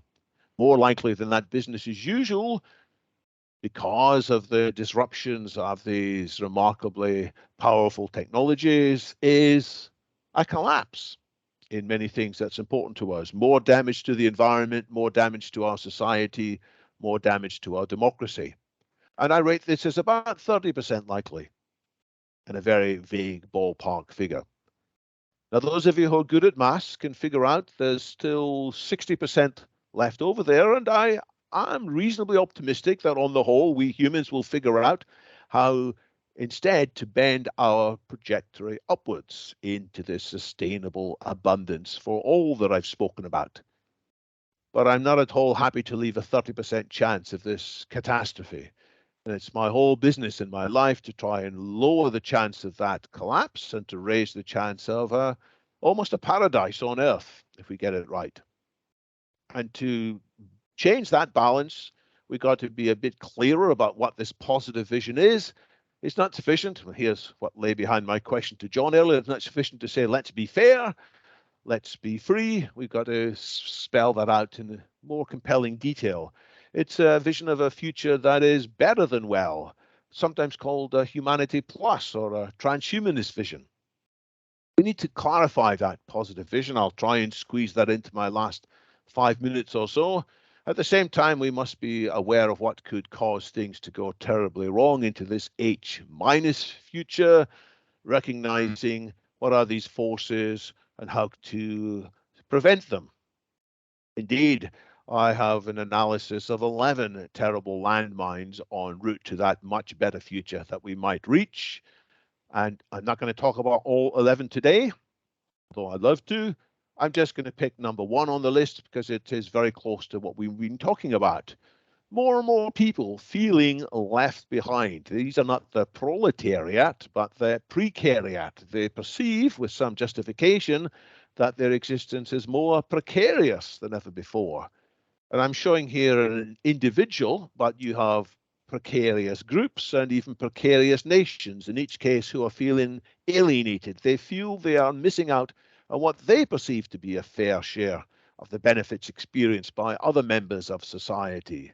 Sometimes they realize their salaries are not going up anymore, and indeed their children are earning less than they did, which is a reversal of the historical trends. They also perceive in many parts of the world there is less economic mobility. And John, you mentioned this earlier. People who are born in rich families increasingly stay rich, whereas people who are born in less well-off families increasingly stay less well-off. In the past in America, there was more social mobility. There is less today. And people who see this feel that they are being criticized and not given the respect they deserve. There is a declining social validation. It's sometimes called a status dissonance, in the words of the Venezuelan writer Waises Naim. And there are three consequences of this left behind. There is an individual tragedies. There are more people dying earlier, either at their own hands directly through suicides or through bad life choices, lack of purpose. It's a tragedy. It's also tragic for society if we have these large divisions, which has been chronicled. And we heard the statistics earlier. There is more wealth in the hands of the most wealthy and less wealth in the hands of the rest, which leads inevitably to pressures towards crime, and it leads to pressures towards guards and gates. And maybe the most frightening is that a small number of the left behinds, by no means all, but a small number will seek revenge or notoriety or some personal validation, and they can cause enormous trouble. And this is my view as to what's happening in Russia. Russia as a whole feels left behind and lack of value in the rest of the world, and that's driving their uh, 3-day war or 3-day military adventure in Ukraine, as they call it. And if we look at the other landmines, we can see people who are alienated and frustrated and driven by these negative emotions can do a lot of damage and all these other things. It's time to spell out then that positive vision, the thing that can make people freed from that previous trajectory. And it's about taking advantage of NBIC, the sustainable superabundance for all. It's accelerating not just today's green technology, but tomorrow's green tech, an abundance of clean energy, healthy food, low cost but high quality material goods and shelter, affordable healthcare due to early preventative scanning and rejuvenation biotech, all-round intelligence, automation technology will mean we don't have to work so long, but we have more time for creativity. The fruits of the labor of the automating will be through the collaboration and democracy spread more widely. That's the positive vision. And I think we could definitely get there within 15 years. And people say, oh, it's going to take a long time for all these bits of technology to be enhanced. And I say, look again at what AI can do. Technology is developed by intelligence and creativity. The more that our AI is intelligent and creative, the faster we can achieve all these things. But it's by no means for granted that this will happen. Instead, we could have this cataclysmic disaster, this H minus future, if we mismanage these. And instead of an abundance of clean energy, we will have a preponderance of polluting energy, a preponderance of malnutrition, of people eating the wrong kinds of unhealthy food, waste, biohazard, chronic disease. We may have clever people, but they are unwisely clever because they don't have an all-round intelligence. more people living in soul-destroying toil, overcrowding situations, inequality, and tribalism coming to the fore. Once again, to compare the two, what's the biggest difference? This is the final remarks. The biggest difference is this thing here. And you may have a vague idea what all the other things are, but you're probably wondering what on earth is this social tech? Where does social tech fit in this picture I drew earlier? Is it about atoms? Is it about genes? Is it about bits? Is it about neurons? Well, no, it's different. It's about values. To what extent are we clear what we value most? To what extent are we upholding these values in all the choices we make elsewhere? If I had more time, I would open the kimono. I would show you what's inside each of these boxes and talk about 20 radical ways in which the world will be changed potentially in the next 15 years. I would talk about what some futurists call planetary tech, which is taking advantage of overlaps in these technologies. But in the end, by far the most important things in this middle box, the social tech. To what extent are we enabling access to finance of people who've got the best ideas? To what extent do we provide access to computing and to data in a way that protects privacy and security? To what extent are we boosting markets so that markets can work well in the way that John said they could work, and indeed they can work well, but without dipping into the failure modes? What is the right way to have smart regulations? And the two most important bits are at the bottom. How are we educating people about the possibilities and the risks and the skills needed to thrive in these new worlds? And last but not least, the politics of it all. If we have bad politics, we're never going to get these benefits at all. And I'll love just to talk you through my slides on politics. This is the vision that most people would say, yeah, this is probably the best kind of politics we can imagine so far. It's as said by Abraham Lincoln in his Gettysburg Address, government of the people, by the people, for the people. It means there is some government. People don't just have liberty to do anything. There are some restrictions. In modern examples, we don't allow people to decide by themselves how much they can drink before they can drive. We don't allow people to decide by themselves how fast they drive their cars. We don't allow people to carry explosives anywhere they feel they would like to do it or to pollute anywhere. There are restrictions, and that's important. And government needs to be able to enforce these restrictions. Otherwise, we'll end up in a world with fewer freedoms. How are these decided? They are decided in this phrase by the people or by representatives of the people who are, very importantly, subject to removal in elections. This is the openness principle. And ideally, they'll take advice from the entire populace, listening to the best ideas, not just the loudest voices or the people with the biggest checkbooks. If this works well, and there'll be ideas contributed, not just at the time of elections. Democracy is not just that we vote every 4 years. It is a constant flow of ideas if we get this right. And who is this for? It's for all of us. It's so that we can all live in this world of freedom and prosperity, not just an elite. And therefore, any complexes should have their roles in society, but shouldn't have special privileges. Eisenhower warned us about the military-industrial complex.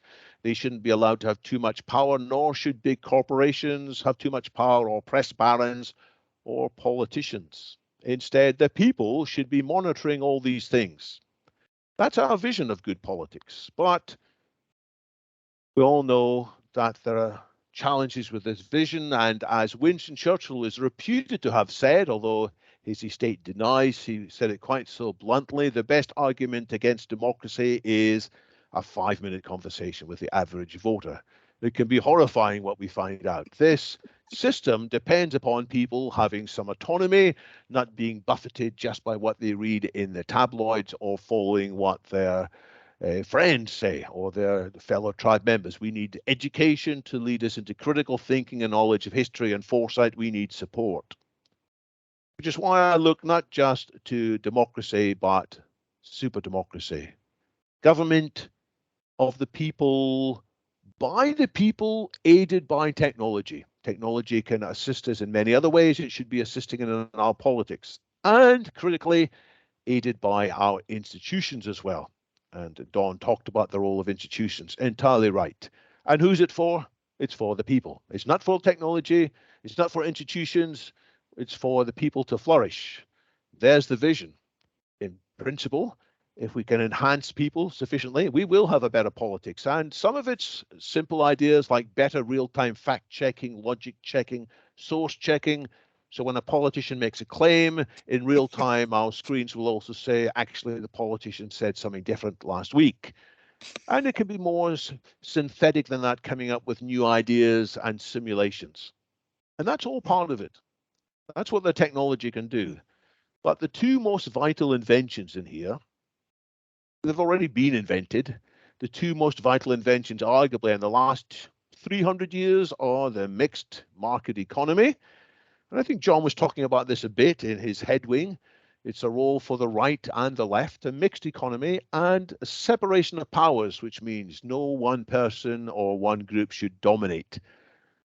We might call it decentralization as well. And to flourish, to have this true prosperity, we need to get this right. So the free market can do things wonderfully, but there are well-known reasons why markets fail. It's because there's not sufficient value for externalities, including non-economic externalities. So we need smart regulation and smart subsidies to ensure that the economy is targeting the most important things, updating these mechanisms in an agile way, supplemented with a public industrial strategy to ensure there are investments patiently in the areas where individual companies are unwilling to make that investment. We need a freedom of press, but we should penalize the press when they lie. And we can back that up by a number of enhancements to democracy. That is social technology. If we get it right, we can steer these other technologies to have a wonderful future. And I'm sorry I've spoke a bit long, but I've only covered a fraction of what I'd like to say. You can read more in various books, which was mentioned in the introduction, implications of smartphones, a clearer, simpler explanation of the sustainable superabundance, another book on how that applies to rejuvenating us in body, mind, and spirit, the abolition of aging. This Vital Foresight is my most important book. It's when I dot all the I's and cross all the T's. And then more recently, I've talked about the acceleration of AIs, which is bringing these matters more urgently into our attention. Thank you, Alan, for being patient with me as I've run through that, but I hope that's given you a vision to think about, a worldview to think about. More than a little to think about, that's for sure. Thank you, David Wood. Well, this is, I'll open it up here for a couple questions. We might be going a little long, so hopefully you're welcome to stay with us for another 10 minutes or so or whatever. I do have a question here about transhumanism, because some of our experience with people who call themselves transhumanism or who are behind that don't seem to be very human. So how can you rectify that, or how do your views compare to some of that? Transhumanism is simply the idea that there's a better future ahead of us in which we can leave behind some aspects of our fallen nature or our evolutionary inheritance. You know, we inherit various things, such as a sweet tooth. The sweet tooth made sense historically when we were in a situation when we might not get much fruit every so often. But now that tendency is dangerous in our modern world, so we have to overcome that. We had a tribal instinct. You know, we needed to form bonds with tribes in order to survive in a world in which tribes were dominant. Now that tribal instinct is dangerous. We have shortcuts in our reasoning, cognitive biases, they're called, which arguably made sense again in a simpler world. But when we're making harder, rational decisions in a more complicated world, we need to leave behind that. And a lot of what evolution or fallen nature gave us leads us to behave in egocentric or power dominated ways. So transhumanism says we can take advantage of technology if we're wise and leave all these things behind and end up with a super longevity, super intelligence, super well-being, and a super democracy. That's what the core of transhumanism is. But there are many people associated with that movement. Maybe they are actual transhumanists or the media paints them as being transhumanist, who demonstrate what I call various shadow characteristics. So they aren't actually very human, as you have pointed out. But I don't think that's a fair characterization of the movement as a whole. I have worked with transhumanists for nearly 20 years, Some of them aren't always the greatest of people. Some of them are revolutionaries, and sometimes revolutionaries cut corners. But the true transhumanism, as I see it, is to uphold the truly wonderful aspects of human nature and overcome or transcend the parts that are preventing us reaching our full potential. And is that the job of the social technology to help all of these pieces move in a benevolent, good direction then? It's part of it. Part of it is being clearer about the vision, the positive vision, how things should be. What is the role for the, I might call them the right-wing instincts, and the role for the left-wing instincts, to see how we can cooperate instead of being enemies.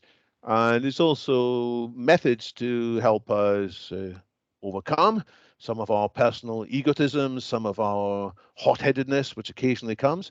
And there have been traditional disciplines that have emphasized ways to do this, such as yoga or prayer or studying the lives of saints. But there's other things like music can change your mood, and there's also various foods can change our mood, or maybe other substances, modern substances like caffeine or nootropics people talk about. So I think there's a combination of things we can do to help us be more focused on being the positive aspects of humans, as well as just talking about this general vision of a better world. We ourselves need to be changed in order to get that positive change in society. Okay, thank you for that. I see some heads nodding.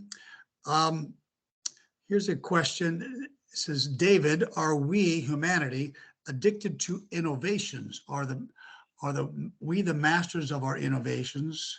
Oops. Or the other way around? Upholding It's tradition, values, and faith is very important.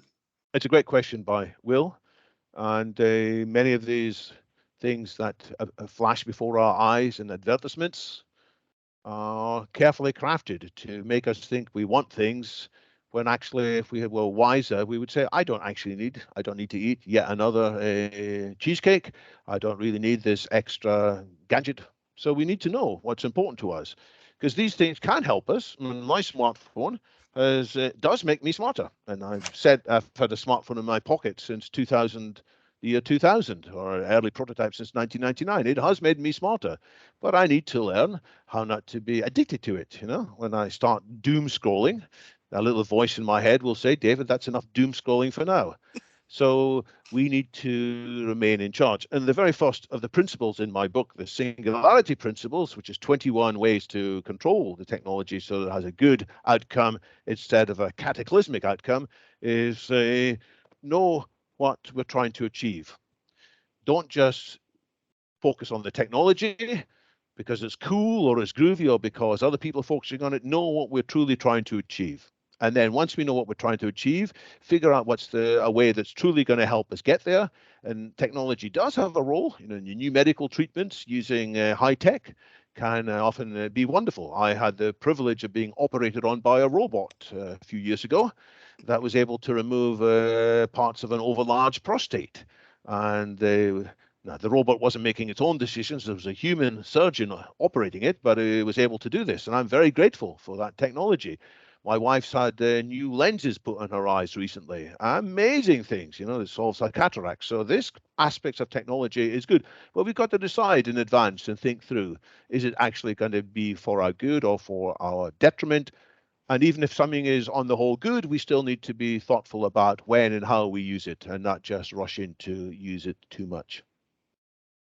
Okay, thank you for that. Thank you. Let's take wise advantage. We need that wisdom, and I guess that's what we all need to seek for ourselves and with each other. There's a question from Dawn, which I think is excellent, Okay, asking yeah. about an analysis of power concentration. I share what has been said, that there is a growing inequality. There's three kinds of inequality. There is more earnings from traditional capital now than human capital. It used to be that you could either earn money from your labor by developing skills, or you could earn money by putting your savings into property or land or stocks and shares. And increasingly now there is a bias towards those who have access to traditional capital. then there's an inequality in terms of wealth, in which the wealthiest have more than before, and there's certainly an inequality in terms of the salaries, even within the people who are making money from labor. There is far more going to the most senior managers than happened in, say, the 1970s. So why has that happened? There are some political reasons why that has happened, and there are some technological reasons why that happened. And we can't fix it except by improving our politics. And one of you said, I can't remember who, maybe it was you, John, that individual governments aren't able to fix it by themselves by raising taxes because corporations may leave the countries and go elsewhere. Well, we need to get the countries of the world coordinating on that so that there is a minimal level of corporation tax in all the places. So I think that's possible, and that's part of the answer. There is a real problem here, and the solution to it is partly a better vision and partly better politics. Okay, wow, thank you very much. Well, I'm going to kind of just wrap this up. I thank you all for presenting here with us. This was fascinating.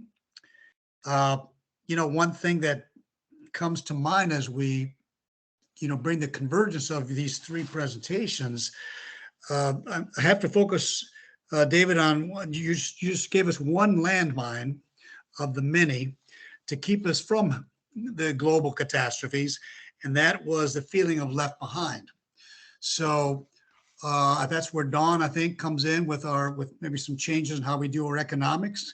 We could provide more, income and control and property that would help people not feel so lack of validation and declining potential. Uh, Help us avoid some of the despair. And so I think that that's the holistic view that also, John, you gave us to work from. So this has been a very helpful, interesting presentation, all three of you. And David, thank you for really taking us through your work and your 20 years of study and everything with the nanotech, biotech, infotech, and cognotech areas. Fascinating. You are a great student. You got the whole lot there. Thank you. I took some notes. Yes, I did. And I don't know about this fifth Industrial revolution. revolution. I'm a little concerned about the fourth revolution myself, to be honest Indeed. with you. I'm Absolutely. sure We must be concerned with that. Yeah. Okay. We have to be concerned. Is that what you're saying? Yes. We have to think Quite about right. it. Yes. Okay. We have to prepare, think, have these discussions in a healthy way, so we can be ready to deal with it rather than to have it fall on us. But you said that it's the human element that really all outcomes are not inevitable. It comes down to a lot of the human element. So I think that's a good place for us to ramp up our humanity, our values, our togetherness, our relationships, and hopefully seek that wisdom from the highest sources. So guide us, because I don't know that any one machine is going to be able to have that wisdom. I guess that's my thought on that. But once again, thank you. I'm going to turn it back over to you, John, to any closing comments. Yeah, look, mutual prosperity is a critical discussion, and ownership is a critical discussion. And so, look, we've had 2 summits on this, and it is my hope that you all will help me and help our organization to continue this conversation, because, Don, it's very clear that we need to change culture. Dr. Yes. Moon, when I've been a leader in our movement for years, particularly in the United States, I remember endless meetings with him, and he always emphasized to our leadership, he said, this is your country, you have to be responsible for it. You have to feel a sense of responsibility. And he never emphasized it's all going to magically occur. I can tell you that, even though he was a spiritual man. You know what he said? He said, you have to take responsibility to change culture. You have to influence your nation. And he understood that. So for him, it was really about that. So my final words would be, David, Don, everybody, please send me your presentations, if it's okay, and I will circulate that more broadly to our organization. I'm going to start putting a mutual prosperity YouTube channel together. Give me a little bit of time to do that. But to continue this conversation is very important. If it's okay, I can share those presentations more broadly, freely. And hopefully, as a result of, this year, next year, and the following years, we might be able to actually put together a joint report on mutual prosperity and share it with governments. We've done this now, myself, Dr. Joy, Dr. Shahid, a lot of the UPF team that's here in Australia. We've actually put together summits for 2 years on the importance of values in the educational system. And we will be publishing that report and sending it broadly to governments in Australia and around our region. So I think we can do the same that's my hope, that we can influence culture about how we can move forward. So keep that in mind. And with that, I leave you, and we will continue these summits. Give me some time. I'm going to Canada for a month, so I'm going to take a little break, and then after that, I might come back and do some more work in that space. The other thing that I think is critical, and I know Colin's here, and I hope to say hello to him before he goes, a good friend of mine. He's also in the UK. Look, the other one is, how do we manage the environment? So we know that we've got to look at environmental sustainability, but there's a need for headwing here. There's a left perspective on this, and then there's a right. And I don't think they hold the sweet spot, if you want. The sweet spot is headwing. How do we do this? And you might say, is it clear? I'll be honest with you, I don't see any clarity at all. I don't see a vision for this that's clear. My sister said to me, John, you don't have a hope in hell to change environmental issues because it's basically business that holds power. And there's a lot of truth in that. And then you can look at, all of the UN conferences on environmental change, how we move forward.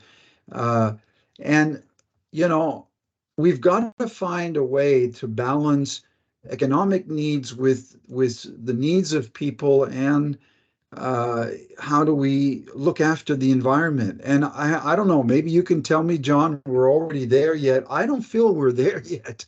I think it's a critical discussion of our time. And that's another summit series that I'd like to initiate. And I would love your help with this. Thank you very much, David, Don, Alan, for all of you coming and spending your time here. And I'm very grateful. And let's continue this conversation. Thank you. Thank you so much. Thank you.